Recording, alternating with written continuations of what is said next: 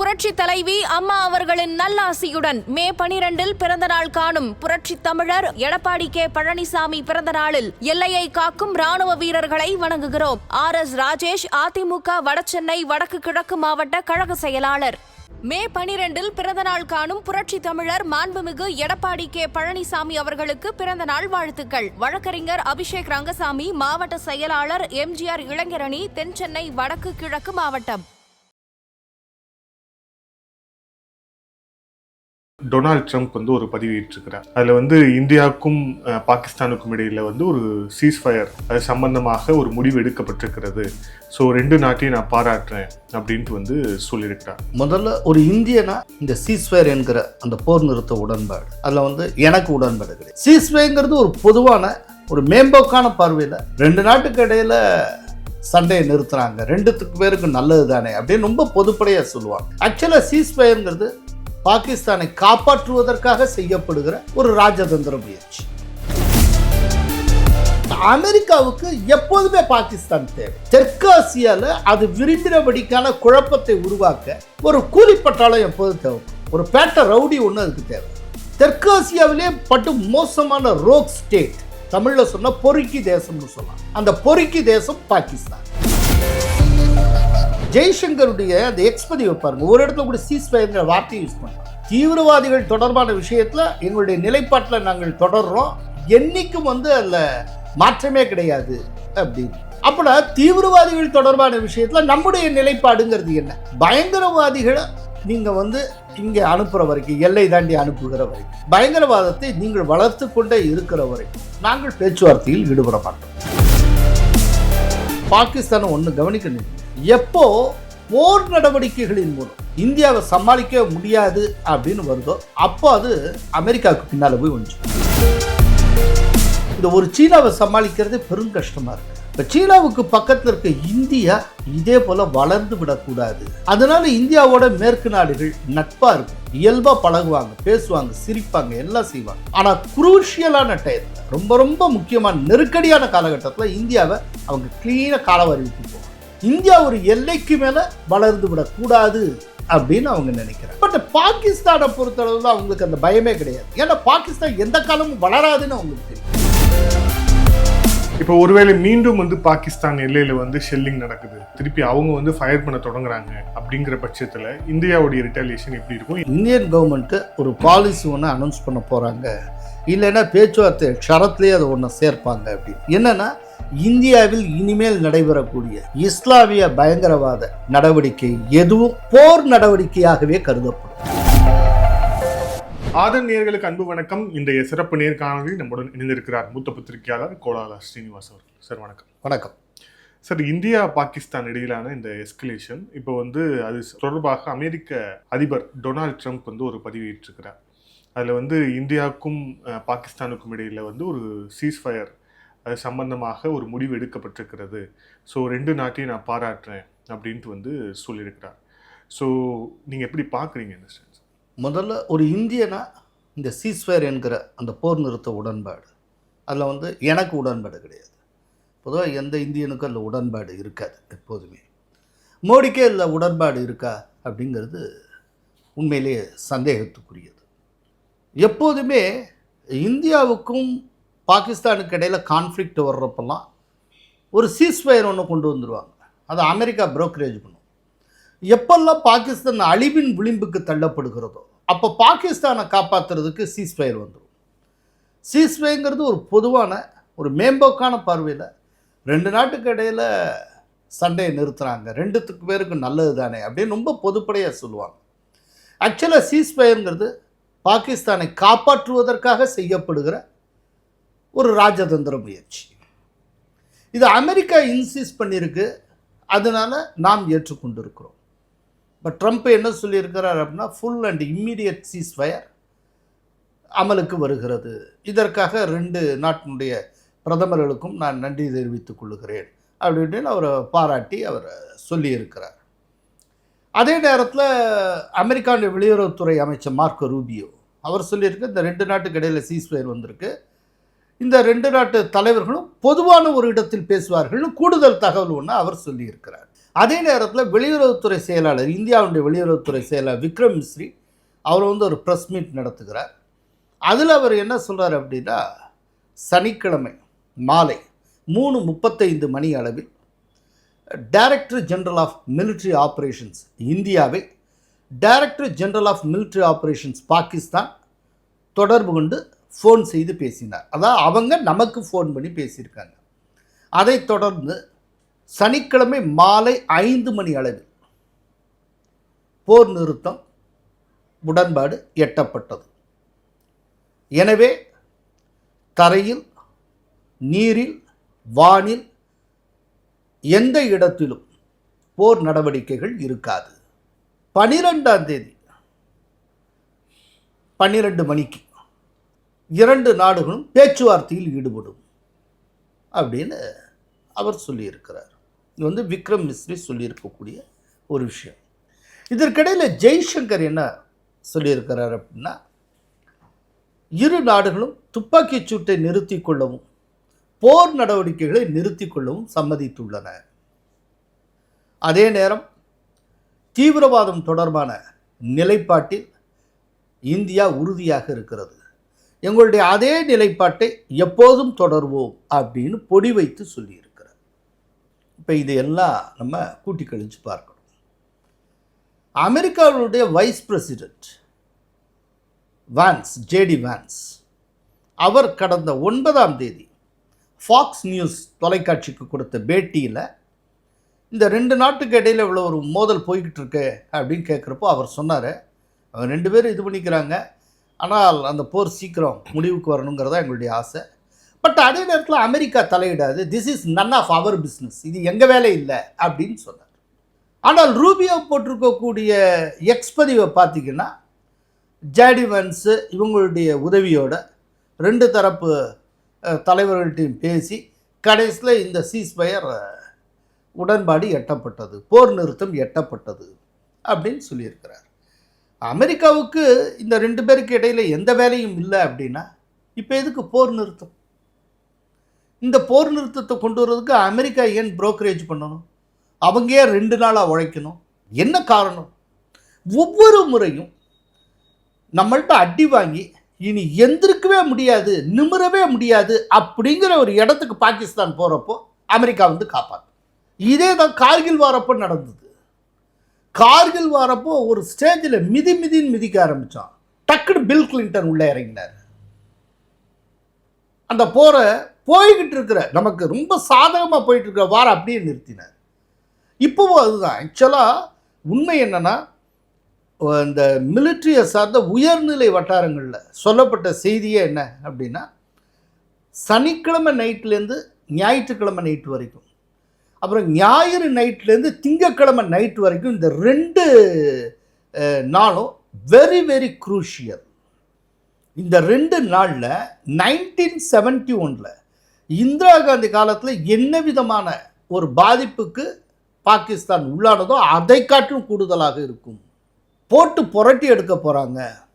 அதனால எல்லைப்புற பகுதி முழுக்க, அது தவிர்த்து நார்த் ஈஸ்ட் உள்பட எல்லாத்தையும் ரெடி பண்ணிக்கிட்டு இருக்காங்க அப்படின்னு ரொம்ப க்ளோஸ் சோர்ஸ்லேருந்து தகவல் வந்துகிட்டு இருக்கு. ஸோ இது நம்ம அளவுக்கு ரீச் ஆகிறப்போ எங்கெங்கே எட்டணுமோ எல்லாம் தெரியும். கரெக்டாக அந்த டயத்தில் அமெரிக்கா நம்மோடு பேசி ஒரு உடன்பாடை எட்ட வச்சு சீஸ்ஃபயர் அப்படிங்கிற அளவுக்கு கொண்டு வந்து விட்டாங்க. இந்த போர் நிறுத்தம் அப்படிங்கிறது இந்தியாவுக்கு பயனற்றது, ஆனால் பாகிஸ்தானுக்கு நன்மை தரக்கூடியது. திரும்ப அவங்க பெருமூச்சு விடுறதுக்கு ஒரு டைம் கிடச்சிச்சு. திரும்ப என்ன செய்வாங்க? அடி வாங்கினவங்க கொஞ்சம் நிமிர்ந்து உட்காருவாங்க. திரும்பவும் அவங்க வந்து ஒரு பயங்கரவாதத்தை வளர்ப்பாங்க, பயங்கரவாதிகளுக்கு பயிற்சி கொடுப்பாங்க, அடுத்த கட்டத்துக்கு தயாராவாங்க.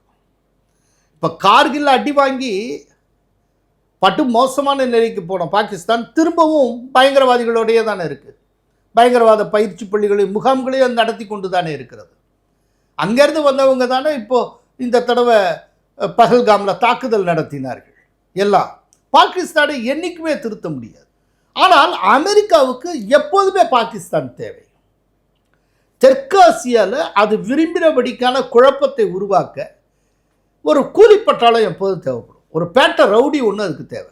தெற்காசியாவிலே பட்டு மோசமான ரோக் ஸ்டேட், தமிழில் சொன்னால் பொறுக்கி தேசம்னு சொல்லலாம். அந்த பொறுக்கி தேசம் பாகிஸ்தான். பாகிஸ்தானை நீங்கள் ஹையர் பண்ண முடியும். உலகத்திலே நபர்களை நீங்கள் ஹையர் பண்ணலாம். கொலை செய்யணும் அப்படின்னு சொல்லிட்டு அவன்கிட்ட ஹையர் பண்ணலாம். நீங்கள் வந்து ப்ரொஃபஷனல் கில்லர்ஸை நீங்கள் ஹையர் பண்ணலாம். ஆனால் ஒரு தேசத்தை ஹையர் பண்ணலாம்னா அது பாகிஸ்தான் தான். இல்லை, இதில் இன்னொரு முக்கியமான விஷயமா பாகிஸ்தானுடைய டிஃபென்ஸ் மினிஸ்டர் கவாஜா அவர் வந்து சொல்லும்போது கூட டெரரிசத்தை நீங்கள் ஆதரிக்கிறீங்களா அப்படிங்கிற கேள்விக்கு, நீங்களே ஊக்குவிக்கிறீங்களா அப்படின்னு ஸ்கை நியூஸில் கேட்ட கேள்விக்கு, we are doing this dirty job for past 30 years. அதாவது ஸ்கை நியூஸில் அவர் சொல்கிறப்போ 30 வருஷ காலமாக நாங்கள் பயங்கரவாதத்தை ஆதரிச்சுட்டு இருக்கோம். யாருக்காக செய்யணும், இதெல்லாம் யாருக்காக செய்யறோம்னு இதுதான் நான் இப்போ சொன்னேன். அமெரிக்காவுக்கும் பிரிட்டனுக்காகவும் மேற்கு நாடுகளுக்காகவும் தான் செய்யறோம். அதை விட இன்னொன்று சொன்னார், அந்த நாடுகளுக்கும் எங்களுக்கு இடையில் ஏற்பட்டு இருக்கக்கூடிய உடன்பாட்டின் ஒரு பகுதியாகவே இந்த காரியத்தை நாங்கள் செய்து வந்தோம் அப்படிங்கிற. ஏன் இதுக்கு முன்னால் இம்ரான்கான் பிரதமராக இருந்தப்போ கைபர் பக்துன்வா மாகாணத்தில் ஒரு இடத்துல பப்ளிக் மீட்டிங்கில் பேசுகிறார். அப்போ சொல்கிறாரு, பாகிஸ்தானில் கிட்டத்தட்ட 40,000 பயங்கரவாதிகளை நாங்கள் வைத்திருக்கிறோம். பிரைம் மினிஸ்டர் இருக்கிறப்போ பிரதமர் என்கிற முறையிலேயே அவர் சொன்னது. ஸோ 2 முக்கிய தலைவர்களே ஒப்புதல் வாக்குமூலம் தந்திருக்கிறார்கள். என்னென்னா இதுதாங்க இந்த ஒரு ப்ரொஃபஷனல் கில்லருக்கு காசு கொடுத்து ஹையர் பண்ணுவாங்க. அதே போல் தான் இப்போ காசு கொடுத்தாங்க. எங்கன்னு கேட்குறீங்களா? ஐஎம்எஃப்ல கொடுத்தாங்கல்ல. ஐஎம்எஃப்ல எப்படி வாங்கினாங்க கொஞ்சம் யோசிச்சு பாருங்க. உக்கிரமான போர் நடந்துகிட்டு இருக்கு. இந்த போரில் ஈடுபட்டு கொண்டு இருக்கக்கூடிய ஒரு தேசம் திடீர்னு கடன் கேட்குது. போர் நடவடிக்கை போயிட்டு இருக்கிறப்போ நீங்கள் கடன் கொடுத்தீங்கன்னா அந்த காசை வச்சுக்கிட்டு அந்த நாடு என்ன செய்யும்? தளவாடங்களை தான் வாங்கி குவிக்கும். இன்னொன்று, அவன் திருப்பி கொடுப்பானான்னு கூட ஒரு உத்தரவாதம் இல்லையே. ஆனால் அவங்க கொடுக்குறாங்க. ஐஎம்எஃப்ல எப்போதுமே நீங்கள் பெருமளவு கடனை வாங்கணும்னா அமெரிக்காவுடைய இன்ஃப்ளூயன்ஸ் இருந்தாகணும். அமெரிக்க சம்மதம் இல்லாமல் எதுவும் செய்ய முடியாது. இப்போ நம்முடைய பிரதிநிதி அங்கே இருக்கார், பரமேஸ்வரன் ஐயர்னு. இப்போ தான் வேற ஒருத்தர் மாற்றிட்டு அவரை கொண்டு வந்தோம். அவர் வந்து இந்த முடிவை எதிர்த்து வாக் அவுட் பண்ணார். அதுதான் செய்ய முடிஞ்சது. அவர் ஒன் ஆஃப் த டைரக்டர்ஸ். மற்றபடி ஐஎம்எஃப் பாகிஸ்தானுக்கு சாதகமாக முடிவெடுத்தது. அவங்களை பெயில் அவுட் பண்ணுறதுக்கு பணத்தை கொடுக்குறாங்க. ஸோ பணத்தை கொடுத்து பாகிஸ்தான் இப்போ காப்பாற்றி விட்டாச்சு. இப்போ கொஞ்ச நாளைக்கு முன்னால் பங்களாதேஷில் ஒரு மிகப்பெரிய அரசியல் விபத்து ஏற்பட்டது. மக்களால் தேர்ந்தெடுக்கப்பட்ட ஷேக் ஹசீனா அந்த நாட்டை விட்டே விரட்டப்பட்டார். அவர் இப்போ இந்தியாவில் தஞ்சமடைந்திருக்கிறார். அது இன்னைக்கு முழுக்க முழுக்க ஒரு இஸ்லாமிய அடிப்படைவாதிகளுடைய கைக்கு போய்விட்டது. மக்களாலேயே தேர்ந்தெடுக்கப்படாத ஒரு அரசு, இடைக்கால அரசு அங்கே நிர்வாகம் செய்து கொண்டு இருக்கிறது. இதுக்கு பின்னால் யார் இருந்தால் ஐஎஸ்ஐ அப்படிங்கிற பாகிஸ்தான் உளவு அமைப்பு இருந்தது. அந்த பாகிஸ்தான் உளவு அமைப்பு யாருக்காக செஞ்சது? அமெரிக்காவுக்காக செஞ்சது. சரி, அமெரிக்காவுக்காக ஏன் செய்யணும்? அதை வந்து பங்களாதேஷனுடைய முன்னாள் பிரதமர் ஷேக் ஹசீனாவே விளக்கியிருக்காங்க. என் நாட்டில் இருக்கக்கூடிய சென்ட் மார்டின்ஸ் ஐலண்டை விமான தளம் அமைக்க ஒரு வெள்ளைக்கார அதிகாரி என்னிடம் கேட்டார். நான் அதை மறுத்தேன். அதற்கு அன்றைக்கே சம்மதித்திருந்தால் இன்றைக்கு இந்த நிலை எனக்கு ஏற்பட்டு இருக்காது. அந்த வெள்ளைக்கார அதிகாரி யார்? அமெரிக்கர். அவங்க ரொம்ப காலமாக இந்த சென்ட் மார்டின்ஸ் ஐலண்டை குறி வச்சுக்கிட்டே இருக்காங்க. ஸோ இப்போ அவங்க பங்களாதேஷில் குழப்பத்தை உருவாக்கணும்னு நினச்சாங்க. நேரடியாக அமெரிக்கா செய்ய முடியாது. அந்த ஒர்க்கை யார்கிட்ட அசைன் பண்ணுவாங்க? பாகிஸ்தான்கிட்ட அசைன் பண்ணுவாங்க. பாகிஸ்தானில் இருக்கக்கூடிய உளவு அமைப்பு ஐஎஸ்ஐ வந்து அந்த காரியத்தை முன்னெடுக்கும். இப்போ இந்த விதமான கீழ்த்தரமான காரியங்கள், ஒரு பேட்டரவுடி செய்கிற காரியங்களை இந்தியா ஒரு நாளும் செய்யாது. அப்போது தன்னுடைய காரியங்களை மேலெடுத்து செய்வதற்கு ஒரு ரவுடி அங்கே தேவைப்படுறான் தெற்காசியாவில். அந்த ரவுடி தான் பாகிஸ்தான். அதனால்தான் பாகிஸ்தான் அடி வாங்கி இன்னும் அடுத்த அடியில் அது செத்து போகுங்கிறப்போ கரெக்டாக தண்ணியை தெளித்து உயிர் கொடுத்துருவாங்க. அந்த தண்ணி தெளிக்கிற ப்ராசஸுக்கு பேர் தான் சீஸ்ஃபயர், போர் நிறுத்தம். இது காலங்காலமாக நடந்துட்டு இருக்குங்க. இதில் நிச்சயமாக மோடிக்கு மகிழ்ச்சியே இருக்காது. ஜெய்சங்கருடைய அந்த எக்ஸ்பதிவை பாருங்க, ஒரு இடத்துல கூட சீஸ்ஃபயர்ங்கிற வார்த்தையை யூஸ் பண்ணல. துப்பாக்கி சூட்டையும் மிலிட்ரி நடவடிக்கைகளையும் நிறுத்திக் கொள்வதற்கு சம்மதித்து சீஸ்ஃபயர், போர் நிறுத்தம்ங்கிற வார்த்தையை இது பண்ணுறார். அதுக்கப்புறம் அவர் சொல்கிறாரு, இந்த தீவிரவாதிகள் தொடர்பான விஷயத்தில் எங்களுடைய நிலைப்பாட்டில் நாங்கள் தொடர்றோம், என்னைக்கும் அதில் மாற்றமே கிடையாது அப்படின்னு. அப்போனா தீவிரவாதிகள் தொடர்பான விஷயத்தில் நம்முடைய நிலைப்பாடுங்கிறது என்ன? நம்முடைய நிலைப்பாடு என்ன அப்படின்னா, பயங்கரவாதிகளை நீங்கள் இங்கே அனுப்புகிற வரைக்கும், எல்லை தாண்டி அனுப்புகிற வரைக்கும், பயங்கரவாதத்தை நீங்கள் வளர்த்து கொண்டே இருக்கிற வரைக்கும் நாங்கள் பேச்சுவார்த்தையில் ஈடுபட மாட்டோம். துப்பாக்கி சத்தங்களுக்கு மத்தியில் பேச்சுவார்த்தை நடத்தினாலும் காதில் விழாது. இதுதான் சுஷ்மா ஸ்வராஜ் வெளியுறவுத்துறை அமைச்சராக இருக்கிறப்போ நாம் உருவாக்கின நிலைப்பாடு. அந்த நிலைப்பாட்டில் இன்னைக்கு வரைக்கும் தொடர்ந்து வருகிறோம். இப்போ 12ஆம் தேதி 12 மணிக்கு பேச்சுவார்த்தைன்னு சொல்லியிருக்காங்க. ரைட்டா? பேச்சுவார்த்தையில் யார் யார் ஈடுபட போகிறோம் என்னன்னு இன்னும் தெரியாது நமக்கு. பட் பேச்சுவார்த்தை எடுத்தடுப்பில் டக்குனு விஷயத்தை பற்றி பேசிகிட்டே போக மாட்டாங்க. விரிவான பேச்சுவார்த்தை எப்படி நடத்தப்பட வேண்டும் அப்படிங்கிறதுக்கான மோடாலிட்டிஸை உருவாக்குவாங்க. அதற்கான விதிகள், எதை பற்றி பேசுவது, என்ன ஏது, இந்த அஜெண்டாவெல்லாம் உருவாக்குவாங்க. இப்போது இதை மார்க்கோ ரூபியோ சொல்லியிருக்க எக்ஸ்பதிவில் என்னென்னா, ஒரு பொதுவான இடத்தில் வைத்து 2 நாடும் பேச்சுவார்த்தை நடத்தும்னு சொல்லியிருக்காரு. ஒரு நியூட்ரலான ஒரு இடத்துல, அப்படின்னா 2 நாட்டுக்கும் பொதுவான ஒரு தேசத்தில் வச்சு இது நடத்துறதுக்கு வாய்ப்புகள் இருக்குது. ரைட். ஆனால் அடிப்படையில் பாகிஸ்தானோட பேச்சுவார்த்தைங்கிறதே நம்முடைய வெளியுறவுத்துறை கொள்கையில் இப்போ கிடையாது, சுஷ்மா ஸ்வராஜ் காலத்திலேருந்து இப்போ. ஆனால் பேச்சுவார்த்தையில் ஈடுபடுமாறு நாம் நிர்பந்திக்கப்பட்டிருக்கிறோம். சீஸ்ஃபயருக்கு எப்படி நிர்பந்திக்கப்பட்டோமோ அதுபோல் நாம் நிர்பந்திக்கப்பட்டிருக்கிறோம். அதாவது பாகிஸ்தானை ஒன்று கவனிக்கணும் நீங்கள், எப்போ போர் நடவடிக்கைகளின் மூலம் இந்தியாவை சமாளிக்க முடியாது அப்படின்னு வருதோ அப்போ அது அமெரிக்காவுக்கு பின்னால் போய் ஒழிச்சுப்பாங்க. இப்போ 2008 அந்த காலகட்டத்தில் மும்பையில் தொடர் குண்டு வெடிப்பு, அப்போது அமெரிக்கா தான் களத்தில் குதிச்சுது. 2 பேரும் ஆவேசம் அடையக்கூடாது, கொஞ்சம் சுய கட்டுப்பாட்டோடு நடந்துக்குங்க, பதற்றம் உருவாக்கி விடக்கூடாது. கடைசியில் அவன் செய்யறதை செஞ்சுட்டு போயிடுவான், அடிக்கிறத அடிச்சிருவான், கொல்றதை கொன்றுவான் எல்லாம். அதுக்கு பதில் தாக்குதல் நடத்துகிறப்போ வெளியிலேருந்து ஒரே அறிவுரையாக வந்து விழும். அட்வைஸ் மழை தான், அட்வைஸ் அத்தனை இந்தியாவுக்கு கொடுப்பாங்க. அதுக்கு தான் ஜெய்சங்கர் ஒரு பதில் சொன்னார், we don't need preachers, we want partners. உங்களுக்கு போதகர்கள் தேவையில்லை, ப்ராக்டிஸ் பண்ணுறவங்க தான் தேவை அப்படின்னு. இதில் என்ன அப்படின்னா, பயங்கரவாதிகளை இவங்க உள்ளே வச்சுருக்காங்க நாட்டுக்குள்ளேயே. இல்லை என்ன ஒரு ஆனால் பயங்கரவாதத்துக்கு எதிரான போரை நடத்திய மேற்கு நாடுகள், அமெரிக்கா, பயங்கரவாதிகளுக்கு எப்போதுமே அடைக்கலம் கொடுத்து வரக்கூடிய, பயங்கரவாதிகளுடைய இன்குபேட்டிங் சென்டராக இருக்கக்கூடிய பாகிஸ்தானை ஆதரித்தே வருகின்றன. அதைத்தான் ஜெய்சங்கர் சொல்லுவார். என்னன்னா, இவங்க உள்நாட்டில் சொல்கிறது இல்லாட்டி வெளிநாட்டில் சொல்கிற எதையுமே இவர்கள் கடைபிடித்தது கிடையாது.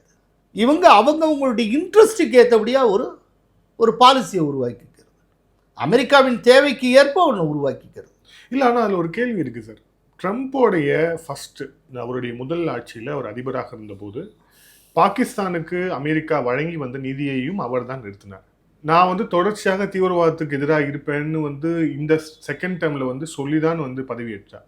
அவர் பதவியேற்கும் போதும் நம்ம எல்லாருமே ஆல்மோஸ்ட் நிறைய பேர் கணிச்சது அப்படிங்கிறது, ஓரளவுக்கு இந்திய சார்போடு ட்ரம்ப் இருப்பார். பைடன் அளவுக்கு மோசமாக இல்லாமல் ட்ரம்ப் அட்மினிஸ்ட்ரேஷன் நம்மளை நோக்கி ஒரு நீக்கு போக்காக ஒரு இந்திய ஆதரவோடு நடந்துப்பாங்க அப்படின்னு நினச்சோம். ஸோ ஜேடி வேன்ஸ் சொன்னதும் கிட்டத்தட்ட அப்படி தான் இருந்தது.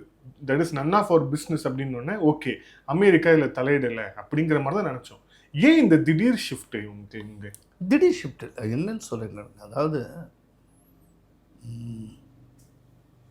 ஜனநாயக கட்சி ஆட்சியில் இருந்தால் எப்படி இருக்குமோ அதுலேருந்து இது வேறுபட்டது.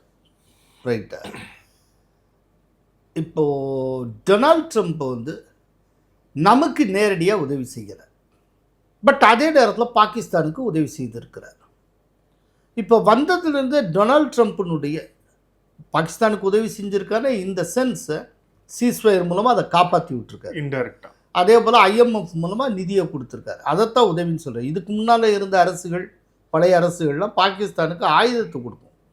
இந்தியாவுடனான போர், இப்போ 71 போர் நடந்தப்போ அமெரிக்கா தன்னுடைய கடற்படை கப்பலை அனுப்பிச்சுது போர்க்கப்பல் அனுப்பிச்சு 7th ஃப்ளீட்லேருந்து. உடனே நம்மகிட்ட கேட்காமலேயே நமக்கு உதவி செய்ய முன் வந்தது ரஷ்யா. மாஸ்கோலேருந்து அவங்களுடைய கப்பல் கிளம்பியது. அந்த மாதிரி கிளம்பிருச்சுன்னு தெரிஞ்சதுதான் உடனே அமெரிக்கா பின்வாங்கியது. ஸோ இந்த மாதிரியெல்லாம் டொனால்ட் ட்ரம்ப் பீரியடில் இல்லை. அவர் என்னென்னா மாரல் சப்போர்ட்டு கொடுக்குறாரு. சரி, ஏன் கொடுக்குறாரு? அது ஒரு காரணம் இருக்குல்ல. அது என்ன அப்படின்னு, டொனால்ட் ட்ரம்ப் இந்த தடவை ஆட்சிக்கு வந்ததுலேருந்து என்ன சொல்லி கொண்டு இருந்தார்? அமெரிக்கா ஃபர்ஸ்ட், அமெரிக்கன் இன்ட்ரெஸ்ட், அவ்வளோதான். அமெரிக்கன் இன்ட்ரெஸ்ட்டுக்கு தெற்காசியாவில் பாகிஸ்தானும் தேவைப்படுகிறது. எந்த வகையில்? அதான் இந்த அடாவடி செய்கிறதுக்கு. இப்போ பங்களாதேஷில் என்ன நடந்தது, இப்படி ஒவ்வொரு இடத்துலையும் பாருங்கள். ஏன்னா அவங்களுடைய ராஜதந்திரத்தில் பிற நாடுகளை கவிழ்ப்பது, பிற நாட்டில் குழப்பத்தை ஏற்பது, அதுங்கிறது ஒன்று,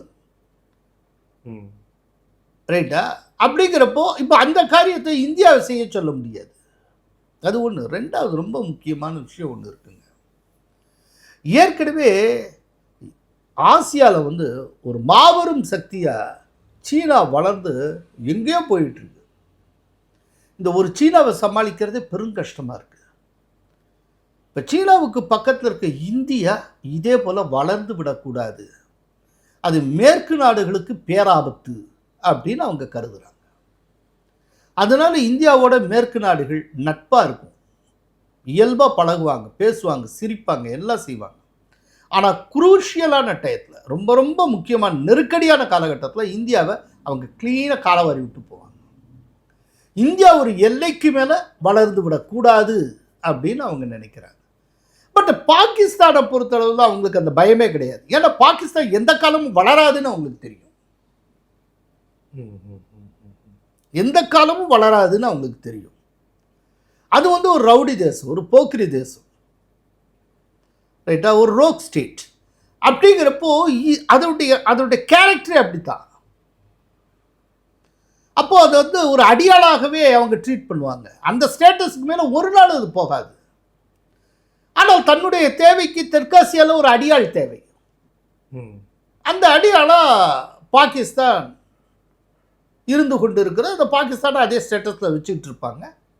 அப்பப்போ திடீர்னு மெலிஞ்சு அந்த அடியாள் சாகிற மாதிரி நிலைமை வர்றப்போ டக்குன்னு சாப்பாடு தூக்கி போடுவாங்க. அது ஒரு பிரியாணியாக இருக்கலாம், இல்லாட்டி ஏதாவது ரொட்டியாக இருக்கலாம், இல்லாட்டி IMF-ஆக இருக்கலாம், இந்த மாதிரி போடுவாங்க. இப்போ இந்த சீஸ்ஃபயர் அக்ரிமெண்ட் அப்படிங்கிறது வந்திருக்கு. ஸோ இந்த சீஸ்ஃபயர் அக்ரிமெண்ட் வந்திருந்தாலும் கூட இப்போ ஒருவேளை மீண்டும் பாகிஸ்தான் எல்லையில் ஷெல்லிங் நடக்குது, இல்லை அவங்க தேவையில்லாமல் திருப்பி அவங்க ஃபயர் பண்ண தொடங்குறாங்க அப்படிங்கிற பட்சத்தில் இந்தியாவுடைய ரிட்டாலியேஷன் எப்படி இருக்கும்? இந்தியாவோட என்னென்னா, இப்போ தான் நான் கேள்விப்பட்டேன், இந்தியன் கவர்மெண்ட்டு ஒரு பாலிசி ஒன்று அனௌன்ஸ் பண்ண போகிறாங்க, இல்லைன்னா பேச்சுவார்த்தை ஷரத்துலேயே அதை ஒன்று சேர்ப்பாங்க அப்படின்னு.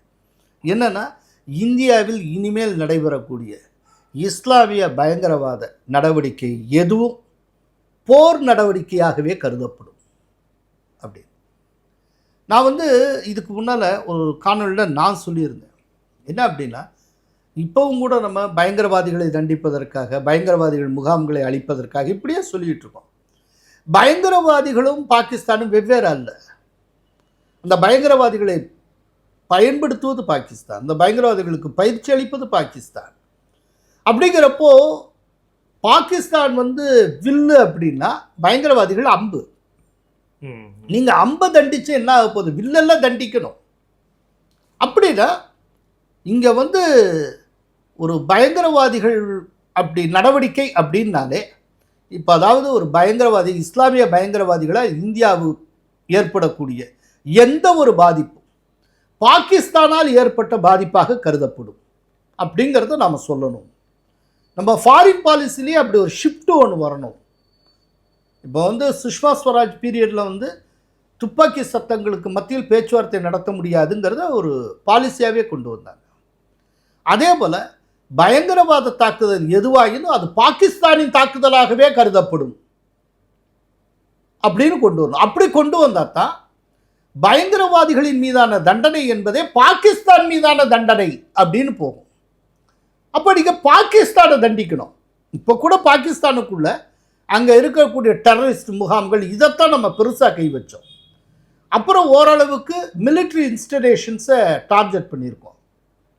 டோட்டலாகவே 71 இருந்த மாதிரி அவங்களுடைய கடற்படை தளம் ஒவ்வொரு போட்டு நொறுக்கி எடுக்கணும் அப்படின்னா பயங்கரவாதிகளின் தாக்குதலை பாகிஸ்தானின் தாக்குதலாகவே கருதுவோம் அப்படிங்கிற நிலைப்பாட்டுக்கு வரணும்.